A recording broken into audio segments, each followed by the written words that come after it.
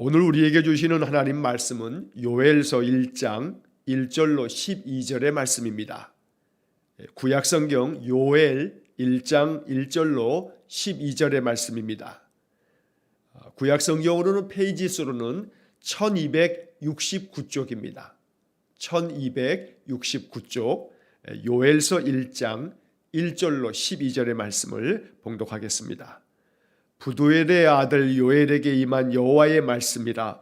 늙은 자들아 너희는 이것을 들을지어다. 땅의 모든 주민들아 너희는 귀를 기울일지어다. 너희의 날에나 너희 조상들의 날에 이런 일이 있었느냐. 너희는 이 일을 너희 자녀에게 말하고 너희 자녀는 자기 자녀에게 말하고 그 자녀는 후세에 말할 것이니라. 팥중이가 남긴 것을 메뚜기가 먹고 메뚜기가 남긴 것을 느치가 먹고 느치가 남긴 것을 황충이 먹었도다. 취하는 자들아 너희는 깨어울지어다. 포도주를 마시는 자들아 너희는 울지어다. 이는 단 포도주가 너희 입에서 끊어졌음이니 다른 한 민족이 내 땅에 올라왔음이로다. 그들은 강하고 수가 많으며 그 이빨은 사자의 이빨 같고 그 어금니는 암사자의 어금니 같도다. 그들이 내 포도나무를 멸하며 내 무화과나무를 긁어 말갛게 벗겨져 버리니 그 모든 가지가 하얗게 되었도다. 너희는 처녀가 어렸을 때에 약혼한 남자로 말미암아 굵은 배로 동이고 애곡함같이 할지어다. 소재와 전제가 여호와의 성전에서 끊어졌고 여호와께 수종드는 제사장은 슬퍼하도다. 밭이 황무하고 토지가 마르니 곡식이 떨어지며 새 포도주가 말랐고 기름이 다하였도다. 농부들아 너희는 부끄러워할지어다. 포도원을 가꾸는 자들아 곡할지어다. 이는 밀과 보리 때문이라. 밭의 소산이 다 없어졌음이로다. 포도나무가 시들었고 무화과나무가 말랐으며 송류나무와 대추나무와 사과나무와 밭의 모든 나무가 다 시들었으니 이러므로 사람의 즐거움이 말랐도다. 아멘. 자, 오늘서부터 다음 주 월요일 20일까지 우리가 6일 동안 요엘서를 읽게 됩니다. 자, 요엘서는 3장으로 되어져 있는 짧은 성경입니다. 우리가 선지서, 구약에는 선지서가 있는데 이사야부터 말라기까지를 우리가 선지서라고 부릅니다. 17권이 됩니다. 자, 그 중에서 이사야부터 시작해서 다니엘까지 이사야, 예레미야, 에가, 에스겔, 다니엘 요 5권의 책을 대선지서라고 부르고 또 그 다음 호세아부터 호세아, 요엘 이렇게 요엘은 두 번째 속하는 그 소선지서라고 부르는데 요엘서부터 말라기까지 12권을 소선지서라고 이렇게 부르게 됩니다. 대선지서, 소선지서를 나누는 것은 책의 분량 때문에 그런 것이지 예를 들어 이사야, 또 예레미야, 에스겔, 다니엘 이 선지자들이 다른 선지자들보다 더 위대하고 더 큰 선지자이기 때문이 아니고 그들이 쓴 책이 그들이 하나님께로부터 받은 말씀의 그 분량이 많이 기록되어 있기 때문에 이렇게 대선지서라고 부르고 그 다음에 호세아부터 말라기까지는 대선지서에 비해서는 분량이 작게 기록되어져 있어서 소선지서 이렇게 부릅니다. 자, 호세아부터 말라기까지 이르는 이 12권의 소선지서 중에 이제 호세아 다음에 두 번째로 나오는 책이 바로 요엘서입니다. 자, 요엘서는 우리가 3장으로 되어져 있습니다만 더러 카톨릭 성경에서는 이게 4장으로 구성되어져 있습니다. 이것은 히브리어 성경을 원본으로 삼는 경우도 있고 또 라틴어 성경을 또 원본으로 해서 번역을 하기도 있고 이렇게 번역을 어떤 성경을 가지고서 번역하느냐에 따라서 조금씩 차이가 있습니다. 그래서 혹시 어디 방송을 듣거나 그럴 때 요엘서가 또 4장으로 되어 있다 하는 그런 이야기를 듣게 되거나 그러면 이것은 카톨릭 성경을 이렇게 이야기하는구나 라고 여러분들이 이렇게 이해하시면 됩니다. 특별히 양이 또 추가되어 있다는 것이 아니고 우리가 가지고 있는 이 성경 요엘서 3장 21절까지 되어 있는데 그 중에서 2장 28절에서 32절까지의 요 부분을 이 가톨릭 성경에서는 3장으로 편성을 해 놓았습니다. 그래서 2장 28절에서 32절까지에 이르는 이야기를 요엘서 3장 1절로 5절 이렇게 가톨릭 성경에는 표현되어져 있고, 그 다음에 우리가 가지고 있는 요엘서 3장부터는 다시 이제 4장으로 이렇게 표기가 되어서 구분을 해 놓게 됩니다. 그래서 이것은 어떤 원전을 가지고 사용해서 번역했느냐라고 하는 그런 차이에 있을 뿐이다. 내용적인 부분에서 다른 어떤 차이가 있는 것은 아니다라고 하는 것을 여러분 이해하시면 되겠고, 자, 요엘 그러면 이 3장으로 되어져 있는 이 요엘서의 가장 중요한 핵심은 여호와의 날이라고 하는 말입니다. 이제 6일 동안 이 요엘서를 묵상하면서 제가 여호와의 날이라고 하는 표현을 자주 하게 될 겁니다. 자, 이것은 요엘서뿐만 아니고 선지서들 중에 많이 등장하는 그런 표현이 됩니다. 여호와의 날은 하나님께서 세상을 심판하시는 날입니다. 여호와께서 임하사 세상의 모든 죄를 심판하시는 날, 이것을 여호와의 날 이렇게 부릅니다. 자, 그런데 이 여호와의 날은 하나님의 거룩한 백성들에게는 구원의 날이 됩니다. 그래서 심판의 날이면서 동시에 구원의 날, 이게 바로 여호와의 날이라고 하는 표현 속에 담겨져 있는 겁니다. 자, 이 요엘서는 바로 그 여호와의 날을 이스라엘 백성들에게 선포하는 하나님의 심판이 임할 것이라는 그것을 말씀하는 책이 바로 요엘서이고, 이렇게 하나님이 심판하시는 날에도 하나님의 거룩한 백성, 주의 이름을 부르는 자들은 구원함을 얻겠다라고 하는 것이 요엘서의 가장 중요한 주제가 됩니다. 나중에 보겠습니다만 요엘서 2장 32절에 보게 되면 누구든지 여호와의 이름을 부르는 자는 구원을 얻으리니, 이게 요엘서에서 아주 중요한 말씀이고, 또 그렇게 되기 위해서는 우리의 마음을 찢어야 한다. 참된 회개가 있어야 한다. 이게 요엘서의 아주 중심된 구절입니다. 그래서 요엘서 2장 13절에서 나중에 다시 한번 또 보겠습니다만, 너희는 옷을 찢지 말고 마음을 찢고 너희 하나님 여호와께로 돌아올지어다. 이게 바로 요엘서의 주제가 됩니다. 자, 요엘서를 오늘 이제 시작하는 날이기 때문에 제가 좀 서론적인 이야기, 또 이 요엘서의 어떤 배경이 되는 그런 역사 이야기를 잠시 들려드리고 이제 본문의 말씀을 살펴보겠습니다. 자, 요엘이라고 하는 그 이름의 뜻은 여호와는 하나님이시다라고 하는 뜻입니다. 여호와는 하나님이시다. 이게 바로 요엘이라고 하는 이름의 뜻입니다. 자, 이 요엘 선지자는 남유다에서 활동을 했던 선지자입니다. 솔로몬 이후에 이스라엘이 북이스라엘과 남유다로 이렇게 나라가 나뉘어지게 되는데, 어떤 선지자들은 북이스라엘에서 활동을 하고 또 어떤 선지자들은 남유다에서 이렇게 활동하는 그러한 일들이 있는데, 자, 이 요엘은 바로 남유다 출신이기 때문에 남유다에서 활동을 하였습니다. 여러 가지 요엘 선지자의 이 이야기들이 언제 기록됐느냐 하는 것은 조금 학자들마다 의견의 차이가 있습니다. 전통적으로는 이 요엘서는 남유다의 8번째 왕인 요아스 왕 때에 활동을 했던 선지자다, 이렇게 전해지고 있기도 하고, 또 최근에는 또 이 요엘서는 그 문장에 기록되어져 있는 내용들을 봤을 때 이것은 바벨론 포로를 다녀온 다음에 그때 선포된 말씀이다 라고 이렇게 나중에 기록된 것으로 이렇게 이야기하는 학자들도 있습니다. 그러나 우리는 전통적으로 이렇게 살펴왔던 그런 내용으로 이 요엘서의 배경을 우리가 이해하면 좋을 것 같습니다. 자, 유다의 8번째 왕은 요아스 왕입니다. 주전 835년에서 796년까지 남유다를 다스린 왕입니다. 그러니까 지금으로 거슬러 올라가면 한 2800여 년 전에 있었던 이야기다라고 이렇게 이해를 하시면 됩니다. 자, 그 당시까지만 하더라도 이 강대국의 어떤 패권 싸움이 있지는 않았습니다. 무슨 얘기냐면 저 북쪽의 아시리아가, 성경에는 아수르라고 되어 있는데, 이 아수르가 아직은 신흥 국가로 그렇게 큰 힘을 떨치지는 못했습니다. 자, 남쪽에 애굽이 있긴 했습니다만, 그러나 애굽만 이렇게 있었기 때문에 저 북쪽에 아수르가 큰 제국을 이루고 난 다음에는 이 북쪽에는 아수르, 남쪽에는 애굽, 그래서 이스라엘이 그 가운데 끼어 있기 때문에 여러 가지 국제 정세가 많은 어려움이 있었습니다만, 그러나 이 요아스 왕이 다스리실 때에는 바로 저 북쪽에 있는 아수르가 아직은 이제 생겨난 지 얼마 안 되기 때문에 그저 바깥으로는 커다란 그런 어려움이 없이 이렇게 지냈던 시절이 바로 그 당시입니다.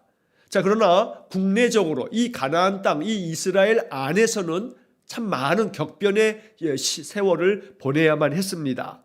왜냐하면 남유다의 7번째 왕, 지금 요아스는 8번째 왕이고 이 8번째 왕인 요아스 시대에 요엘 선지자가 활동을 한 건데 바로 그 앞에 있었던 7번째 왕이 누구냐면 여왕으로서 남유다의 20명의 왕 중에서 아주 매우 악독한 아달랴라고 하는 그런 왕입니다. 여러분이 아달랴에 대해서는 열왕기서나 역대서에서 이제 우리가 읽게 되어지는데 이 아달랴는 북이스라엘에 아주 악명 높은 그런 왕이 아합 왕이 있는데 이 아합 왕의 딸이 바로 아달랴입니다. 자, 아합 왕은 여러분 그 열왕기상에서 엘리야 선지자와 대적했던 갈멜산에서 엘리야 선지자가 하나님께 기도하여 불이 내려지는 그 사건을 여러분 아마 기억하실 겁니다. 자, 그리고 난 다음에 바로 이 아합 왕의 그 아내 되는 여자 이세벨이 아주 우상 숭배자였는데 이세벨이 내가 당장 내일이라도 저 엘리야를 죽이겠다고 이렇게 다짐을 하면서 이제 엘리야 선지자가 마음의 공포가 갑자기 찾아오면서 이제 광야로 도망치는, 그래서 로뎀나무 아래서 신음하는 그런 장면도 우리가 기억을 합니다. 자, 그 아합과 이세벨 사이에 딸이 바로 아달랴고 이 딸 아달랴가 남유다의 여호람 왕하고 결혼을 하게 되는 겁니다. 그래서 북이스라엘과 남유다가 이렇게 인척 관계가 되어지는 건데 바로 이 아달랴와 남유다의 여호람 왕이 결혼하고 난 다음에 아들을 낳게 되는데 이게 아하시야라는 왕입니다. 자, 그런데 이 아하시야라고 하는 이 왕이 오래 살지 못하고 죽습니다. 자, 그리고 나자 이 아달랴, 바로 자기 이 아하시야의 어머니 되는 이 아달랴가 자기 아들이 일찍 죽자 나머지 왕족들을 다 죽여버립니다. 왕족들을 다 죽여버리고 자기가 왕이 되는 겁니다. 자, 이렇게 해서 한 6년 가까이를 다스렸습니다. 이 아달랴가. 그런데 이렇게 아달랴가 여러 왕족들을 다 죽일 때 가까스로 바로 대제사장 여호야다의 아내 되는 이가 이 왕자들 중에 갓 태어난 이 왕자를 숨겨서 보호를 하였습니다. 그가 바로 누구냐면 요아스입니다. 자, 그렇게 한 후에 이 아달랴가 6년쯤 다스리고 난 다음에 대제사장 여호야다가 바로 이 구테타를 일으켜서 이 아달랴를 죽입니다. 왜냐하면 아달랴가 매우 악을 행했기 때문에 아달랴를 죽이면서 이제 그때 바로 이제 7살밖에 되지 않은 요아스를 왕으로 이렇게 옹립을 하게 됩니다. 그래서 이 7살 된 이 요아스가 뭘 알겠습니까? 대제사장 여호야다가 이제 섭정을 하면서 아주 의롭게 말씀 안에서 이 남유다를 다스려 왔던 겁니다. 자, 그런데 안타깝게도 이 대제사장 여호야다가 죽고 난 다음에 이 요아스 왕이 그동안에는 선하게 나라를 다스리다가 이제 이 여호야다 대제사장이 죽고 나자 이 요아스가 우상 숭배에 빠지고 이스라엘 사람들이 남유다가 악을 행하는 그러한 일이 벌어졌던 겁니다. 자, 바로 그때 이 요엘 선지자가 이 요아스 왕이 여호야다 제사장이 있을 때 나라를 잘 다스렸는데도 불구하고 이제 그가 죽고 난 다음에 요아스가 우상에 빠지고 남유다가 부패해지고 이러한 시대 가운데 요엘 선지자가 등장해서 여호와 하나님께서 이렇게 악한 남유다를 심판하실 거라고 이야기하는 그런 책이 바로 요엘서입니다. 그런데 이 요엘서가 이렇게 나올 때에 하나의 큰 사건이 있었습니다. 그게 바로 뭐냐면 이제 오늘 본문에 나오는 메뚜기 재앙입니다. 어마어마한 메뚜기가 창궐해서 이 남유다의 모든 곡식이라고 하는 곡식들을 다 그냥 먹어 삼킨 겁니다. 여러분, 메뚜기 떼가 한번 출몰하면 그 지역에 있는 모든 곡식들은 다 사라져 버립니다. 자, 그래서 이 요아스 시대에 이 메뚜기가 남유다 전역에 펼쳐져서 이 남유다의 모든 나무들과 곡식들을 다 먹어치움으로 말미암아 또 동시에 그 시대에 가뭄이 아주 극심해서 가뭄 때문에 이 남유다 사람들이 너무나 고통을 겪어야 했습니다. 자, 그때 이 요엘 선지자가 등장해서 바로 이 메뚜기 재앙이 어떤 뜻이 있는 줄 아느냐, 이 가뭄이 어떤 뜻이 있는 줄 아느냐, 이게 바로 여호와의 날에 대한 하나님의 경고다, 하나님의 심판이 곧 있을 것이기 때문에 우리가 마음을 찢고 여호와께로 돌아가지 않으면 우리는 그 여호와의 날에 심판을 면할 수가 없을 거다. 그러나 여호와의 이름을 부르는 자는, 여호와를 그 말씀을 존중하여 그 여호와를 경외하는 자는 그 심판의 날, 여호와의 날에도 구원을 얻게 될 것이다 라고 하는 그런 이야기가 바로 이 요엘서 전체의 이야기다라는 겁니다. 자, 이렇게 요엘서에 대한 어떤 그런 시대적인 배경을 여러분 이제 이해하신 다음에 오늘 본문의 말씀을 보도록 하겠습니다. 자, 1절서부터 12절까지의 말씀에서 이 요엘 선지자는 바로 그 메뚜기 재앙과 그리고 가뭄에 대한 이야기를 하면서 이러한 재앙 앞에, 이러한 자연 재난 앞에 너희들은 슬퍼하며 애통해야 하라고 이야기합니다. 그리고 이제 그 다음에 이어지는 내일 모레 이어지는 말씀에서 이제 그 속에 담겨져 있는 하나님의 뜻을 요엘 선지자가 이제 이야기를 합니다. 자, 오늘 본문의 말씀에서 이제 몇 구절들을 묵상하려고 합니다. 자, 1절 말씀에 보면 부두엘의 아들 요엘에게 임한 여호와의 말씀이라. 하나님의 말씀이 요엘에게 임했습니다. 여러분이 이 말씀을 의미 깊게 읽으면 좋겠습니다.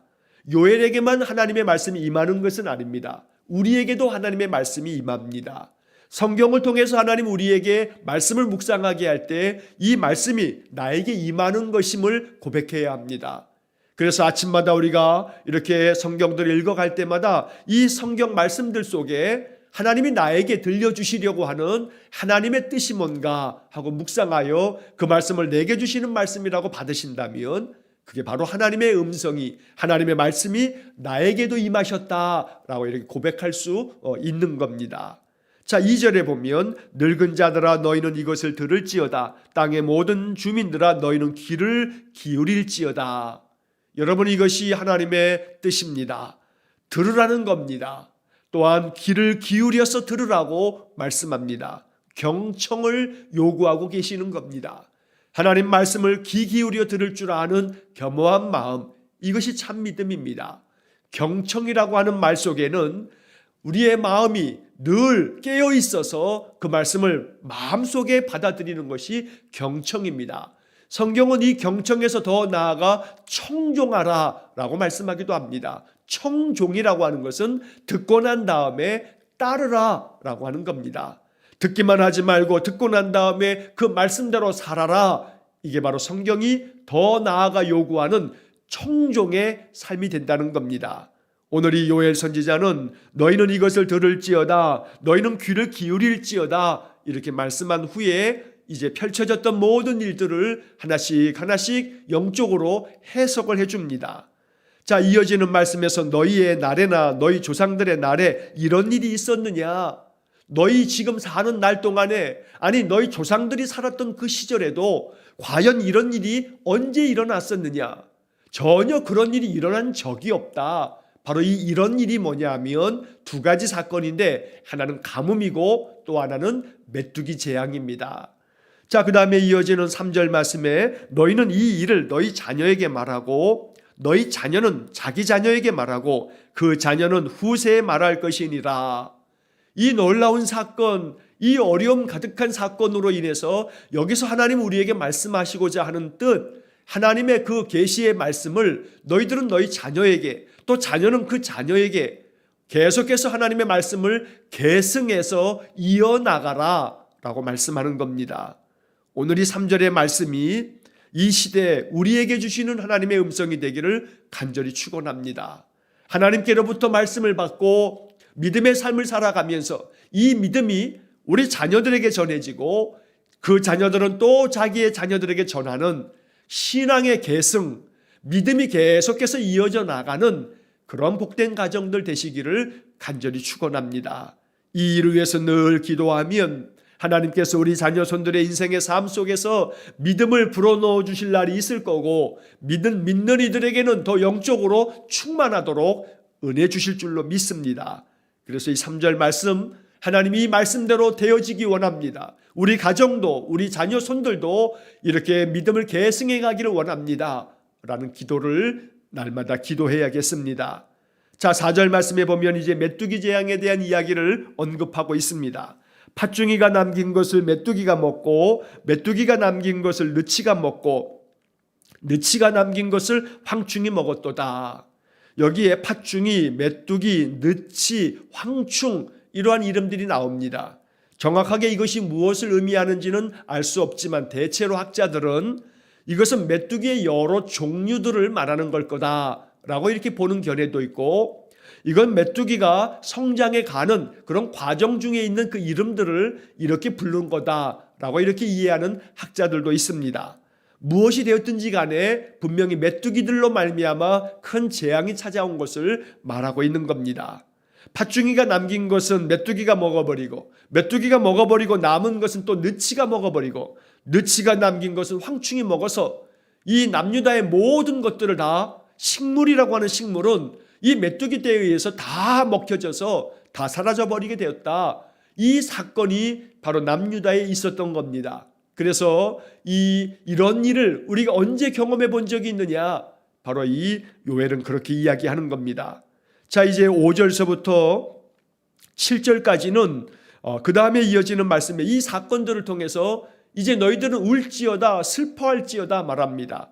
자, 5절 취하는 자들아 너희는 깨울지어다 포도주를 마시는 자들아 너희는 울지어다 이는 다음 포도주가 너희 입에서 끊어졌음이니. 왜 울라고 이야기하냐면 가뭄 때문에 또 메뚜기 때문에 모든 곡식들, 예를 들어 포도나무가 다 먹혀져서 사라졌기 때문에 우리가 그 포도나무에서 포도주를 짜서 포도즙을 마실 수 없게 됐으니 결국 우리는 이제 황량한 그런 인생의 삶, 황폐한 삶을 살아가게 될 것이니 그러니 울지어다 라고 말하는 겁니다. 포도주를 마시는 자들아 너희들이 마셨던 그 단 포도주가 이제 너희 입에서 끊어졌다. 더 이상 가뭄 때문에 메뚜기가 모든 포도나무를 다 먹어쳤기 때문에 우리가 그 맛있는 포도주를 마실 수 없게 됐다 라고 하는 그 상황을 이야기해 주는 겁니다.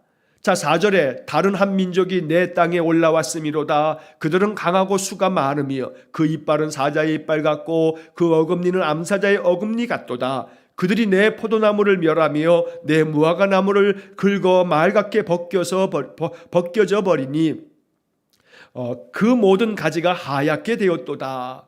여러분, 여기서 이 4절에 나오는 6절에 나오는 다른 한 민족이라고 하는 것은 이 메뚜기 떼를 이렇게 비유적으로 표현하는 겁니다. 메뚜기 떼가 내 땅에서 올라와 가지고 그 메뚜기 떼는 매우 강하고 수가 많아서 그 이빨은 마치 사자의 이빨 같이 또 그 어금니는 암사자의 어금니 같이 남유다의 모든 나무와 곡식과 열매들을 다 먹어치웠다 라고 이렇게 아주 은유적으로 비유적으로 표현하고 있는 겁니다. 그래서 모든 포도나무가 다 멸하여지고 무화과 나무가 다 벗겨지는 그러한 참상을 겪었던 겁니다. 이 사건 앞에서 이제 요엘은 이것을 영적으로 이제 가르쳐주고 있다는 겁니다. 자, 그 다음 이어지는 8절 말씀에 너희는 처녀가 어렸을 때의 약혼한 남자로 말미암아 굵은 배로 동이고 애곡함 같이 할지어다. 왜냐하면 처녀가 어렸을 때 약혼을 했는데 그 약혼한 남자가 죽어서 이제 장례를 치르면서 굵은 배를 동이고서 그 장례 중에 애통하며 애곡하는 그 처녀를 생각해봐라. 마치 그런 것처럼 우리가 지금 살고 있는 이 시대에 가뭄이 찾아왔고 메뚜기 재앙이 찾아왔으니 우리가 애통한 마음으로 울어야 하지 않느냐라고 말하는 겁니다. 자, 9절 소제와 전제가 여호와의 성전에서 끊어졌고 여호와께 수종드는 제사장은 슬퍼하도다. 소제와 전제가 다 끊어졌다는 겁니다. 소제는 곡식으로 드리는 제사이죠. 전제는 부어서 드리는 제사입니다. 이 짐승들을 잡아서 피를 빼면 그 피를 제단에 붓거나 또 아니면 그 하나님 앞에서 거룩한 관유, 기름을 하나님의 그 성전에 바르고 붓는 그러한 부어서 드리는 예배를 전제라고 부릅니다. 그런데 이 모든 것이 끊어졌다. 여호와의 성전에서 끊어졌다. 이 말은 쉽게 말하면 예배가 이제 끊어졌다는 것을 말하고 있는 겁니다. 요아스 왕이 타락하여서 우상을 섬기면서 하나님을 섬기지 아니하고 또 더 이상 이제 하나님께 드릴 소재 곡식들이 이제 가뭄과 메뚜기 떼로 말미암아 모든 걸 잃어버렸기 때문에 하나님께 드릴 소재, 이 곡식들마저 아무것도 없어서 그래서 하나님께 예배가 다 끊어졌다라고 말하는 겁니다. 자, 10절에 밭이 황무하고 토지가 마르니 곡식이 떨어지며 그 새 포도주가 말랐고 기름이 다하였도다. 이게 바로 그 당시에 겪어야 했던 가뭄을 이렇게 표현하고 있는 겁니다. 자, 11절 농부들아 너희는 부끄러워할지어다 포도원을 가꾸는 자들아 곡할지어다 이는 밀과 보리 때문이라 밭의 소산이 다 없어졌음이로다. 가뭄 때문에 없어졌고 메뚜기 떼 때문에 없어졌고 그래서 밀과 보리가 다 사라져 버려서 이 일로 인해서 너희들은 참으로 곡할지어다 라고 이렇게 말하고 있습니다.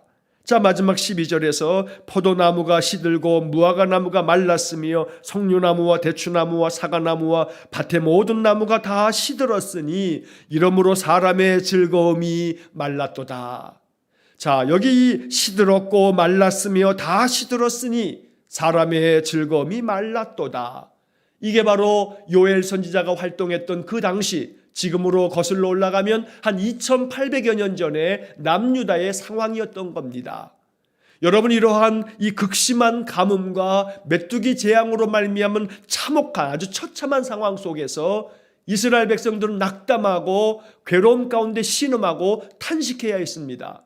그때 요엘 선지자는 그러니 이것을 통해서 우리가 깨달아야 할 것은 여호와의 날이 임하는 것이다. 그러므로 우리는 마음을 찢고 하나님께로 나아가 하나님의 이름을 부르는 자는 구원함을 얻게 될 거다. 우리 민족이 그와 같아야 한다 라고 촉구하는 말씀이 바로 요엘서가 된다는 겁니다. 여러분, 이 말씀을 읽으면서 이제 오늘 이 말씀이 우리에게 주는 영적 의미가 무언가 생각해 봅니다. 여러분, 이 가뭄이라든가 메뚜기 재앙이라고 하는 것은 자연 속에서 벌어지는 인간이 어찌할 수 없는 자연으로 말미암는 재난들을 이야기하는 겁니다. 이 속에서 우리는 자연을 통해서 하나님 말씀하시는 것을 자연 계시라고 말합니다. 하나님께서 이 땅에 이 모든 자연 만물을 만드시고 이 속에서 하나님의 역사를 펼치시는데 그 속에는 하나님의 경륜, 하나님의 뜻이 담겨져 있다는 겁니다. 바로 이 요엘서는 하나님께서 이 남유다에게 벌이셨던 바로 그 가뭄과 또 메뚜기 재앙을 바라보면서 이 속에 담겨져 있는 하나님의 계시의 뜻이 뭘까 묵상하면서 하나님 말씀을 받아 전하고 있는 겁니다. 자, 그렇다면 이 말씀을 묵상하며 우리 시대를 이렇게 견주어 보면 여러분이 코로나로 말미암아 우리가 이렇게 2년 동안에 참으로 황폐한 삶을 살아가고 있습니다. 지금 오늘 한 7,500여 명 정도의 확진자 역대 최고 기록을 또 경신할 거라고 합니다.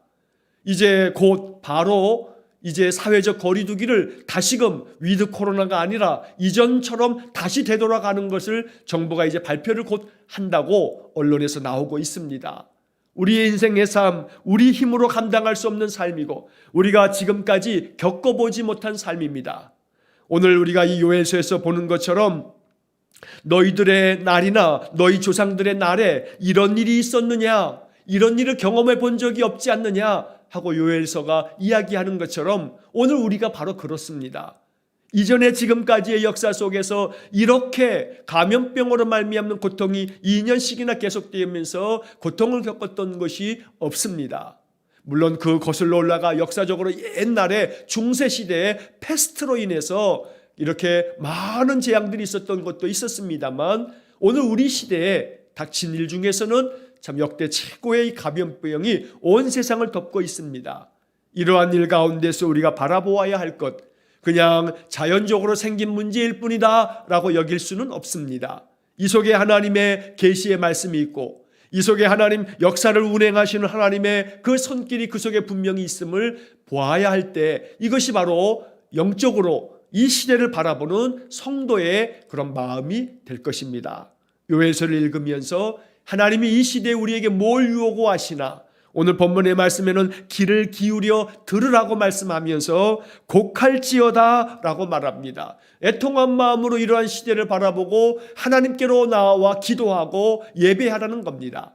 그 시대는 모든 여호와의 성전에서 끊어졌다. 소재와 전제가 끊어졌는데 예배가 끊어졌다고 말하는 겁니다. 여러분, 그나마 지금은 우리가 이렇게 온라인으로 비대면 예배락도 들을 수 있지만 작년 초에는 어찌할 줄을 몰라서 우리도 한동안 한 달 넘게 예배를 멈추었던 때도 있지 않습니까? 바로 이것처럼 바로 이 요엘서의 이 상황은 오늘 우리의 시대의 상황과 그닥 다르지 않습니다. 그러므로 요엘서를 통해서 하나님 말씀하시는 바를 우리가 마음 깊이 들으면서 이 시대에 우리는 어떻게 기도해야 할지 요엘서를 통해서 배울 수 있도록 이제 6일 동안 이제 다음 월요일까지 이 요엘서를 천천히 읽어가면서 이 말씀이 주는 영적 의미 앞에 우리가 살아가야 할 이 인생길에서 하나님께 어떻게 나아가야 할지를 더 깊이 묵상하는 은혜의 삶이 될 수 있기를 주의 이름으로 간절히 축원합니다. 기도하겠습니다. 가뭄과 메뚜기 재앙으로 말미암아 예배가 끊기고 성도들의 삶이, 하나님 백성 남유다 사람들의 삶이 황폐해진 시대에 요엘 선지자를 통해서 선포되어지는 말씀이 오늘 우리 이 시대에도 하나님의 말씀이 되어 이 속에서 하나님의 뜻을 발견하며 우리가 어떻게 주님께 나아가야 할지를 깨닫는 은혜를 허락해 주옵소서. 여호와가 우리의 하나님 되시오니 하나님 우리에게 말씀하셔서 이 계시의 책 요엘서를 통해서 하나님의 뜻과 하나님의 마음을 더 깊이 헤아릴 줄 아는 우리 모든 성도들 되게 해 주옵소서. 예수님 이름으로 기도하옵나이다. 아멘. 우리 구주 예수 그리스도의 은혜와 하나님 아버지의 극진하신 사랑과 성령의 교통하심이 여호와의 말씀에 귀 기울여 듣고 주의 말씀 따라 순종의 길을 걸어가 하나님 거룩한 은혜가 풍성하게 임하기를 소원하며 간절히 기도하는 귀한 성도들 위해와 저들 가정과 온 인생의 삶 속에 영원토록 함께 하시길 축원하옵나이다. 아멘.